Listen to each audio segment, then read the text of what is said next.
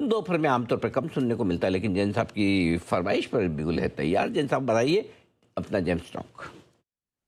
नहीं, बिल्कुल अनिल जी, आज मैं वो जो 10 टारगेट्स अचीव है उसको सेलिब्रेट करने के लिए मैंने सोचा कि आज दिया जाए। और जिस तरीके से कल मिड सिलेक्ट ने हाइज बनाया और आज मिड कैप 100 ने हाइज बनाया है, तो ऐसा नहीं कि हम जो बाहर के मार्केट्स है वही हाइज बना रहे हैं। हमारे इंडियन मार्केट्स, जो कि मुझे लगता है कि इंडियन मार्केट्स की जो जान है वो मिड कैप्स है और स्मॉल कैप्स उसके पीछे चलते। तो जो भी सेठी साहब ने बहुत बढ़िया बोला कि वही दिन आ गए एक्चुअली में, वो जो 12 दिन 15 दिन जो अनिल जी है ना, और पूरे दर्शन करके ही आएंगे। और एक्स्ट्राऑर्डिनरी डेज चल रहे हैं, इसमें कोई दो राय नहीं है। लास्ट जो जनवरी अप्रैल का महीना था, और मैंने तो हर ओकेजन को कोशिश की है कि उस पे लोगों को, हमारे व्यूअर्स को, फॉलोअर्स को, सबको पहुंचाया जाए। तो बल्कि वो 10 स्टॉक्स का मैं नाम तो नहीं लूंगा जिनके टारगेट्स अचीवमेंट मैंने मेरे ट्विटर हैंडल पे जरूर से डाला, और उसका ये भी स्टेटस रहा कि उनको आगे क्या करना, कहां तक और एक्सटेंड करना, उनको ट्रेल करना प्रॉफिट्स को।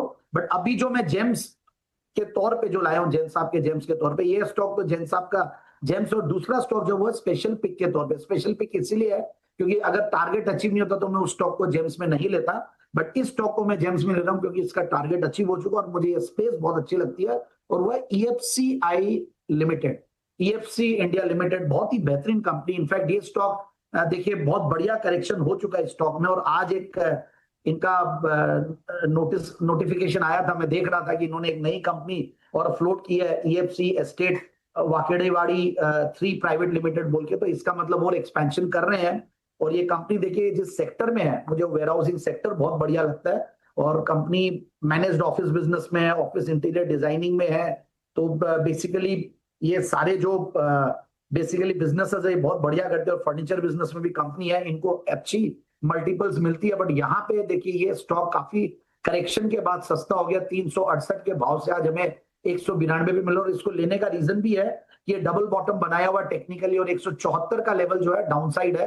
तो स्टॉक्स कई 20-20 25-25% चल गए, बट ये स्टॉक चला नहीं है। तो मैंने सोचा कि एक अच्छा रिस्क रिवॉर्ड रेशियो के तौर पे लाया जाए इस स्टॉक को।